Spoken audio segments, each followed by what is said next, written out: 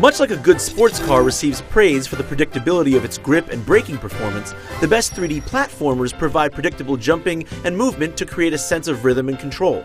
While the Sonic the Hedgehog games of the past have almost always understood this, Sonic Lost World does not, making the Blue Blur's latest outing a clumsy, ungainly 3D platformer that doesn't do Sega's mascot justice. Sonic Lost World is a strange sort of design feat where no one thing is broken, but a perfect storm of subtle tuning decisions throw a monkey wrench into the works.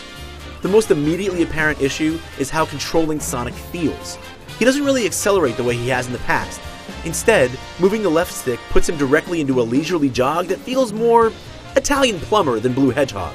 And even when you depress the right trigger to dash, his speed feels lacking. I never felt like the speed demon I wanted to be. As underwhelming as I found Sonic's speed on the ground, I was floored by how sharply it dropped off in midair. Leaps fall far short of what I expected based on my running speed, so I had to rely on the double jump, which returns here from Sonic Colors, to ford even the smallest looking gaps.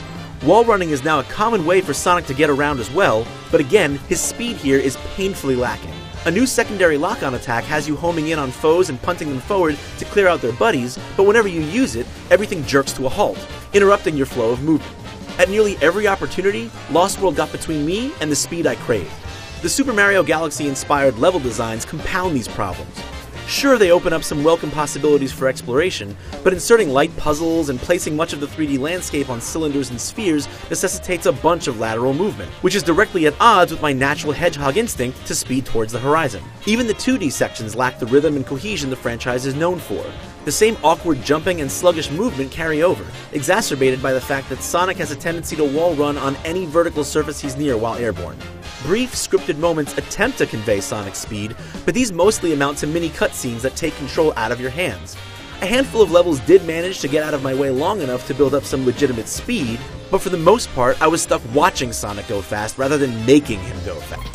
After the success of Sonic 4, Colors, and Generations, this is a big disappointment for Sega's speeding Blue Bullet. Sonic Lost World clumsily tears all the wrong pages out of the Super Mario Galaxy playbook, and in so doing, loses the breathless speed and fluidity that makes a Sonic game a Sonic game. Its visuals may talk the talk, but the rest of the package just can't walk the walk, much less run it. For more on Sonic Lost World, be sure to keep it here on IGN. Sonic's raw speed sits uncomfortably alongside the gravity-based platforming, making it far too easy to suddenly leap off into oblivion. And while you can at least slow Sonic down to a more sedate pace, his overly twitchy movement makes it tricky to land on certain platforms or perform the precise movements needed to nab one of the many red coins hidden amongst a level. Lost World's own ideas often fall flat too. Rings placed alluringly at the sides of walls can be reached with a spot of parkour, but its implementation is clumsy. All too often, I found myself cursing at the screen as Sonic failed to leap smoothly from platform to a wall run and frustratingly plunged to his death in endless space. That some non-offensive visuals and a few fun 2D sections are the highlights of a largely 3D game is telling. Sonic Lost World overtly covets the great Italian plumber, but in doing so it smothers the talents of its blazing blue hedgehog. There were moments when I thought it might all come together, and Sonic's fun, if slightly erratic speed would be matched to levels that were intelligently designed to make the most of it. There were some brief glimpses of that, but for the most part Sonic Lost World is confused and derivative, and tries far too hard to be clever without any intelligent design to back it up. Odd considering that this is a game that shamelessly lifts ideas from its plumber-fronted rival. Each of its levels are filled with the same free-floating islands and gravity-based trickery that made Galaxy such a success, and even includes those super tricky tunnels and half-pipes.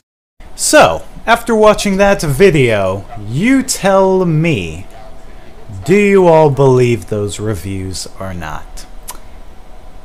If you want to see more Sonic Lost World, make sure to stick it in to Gobandermani456.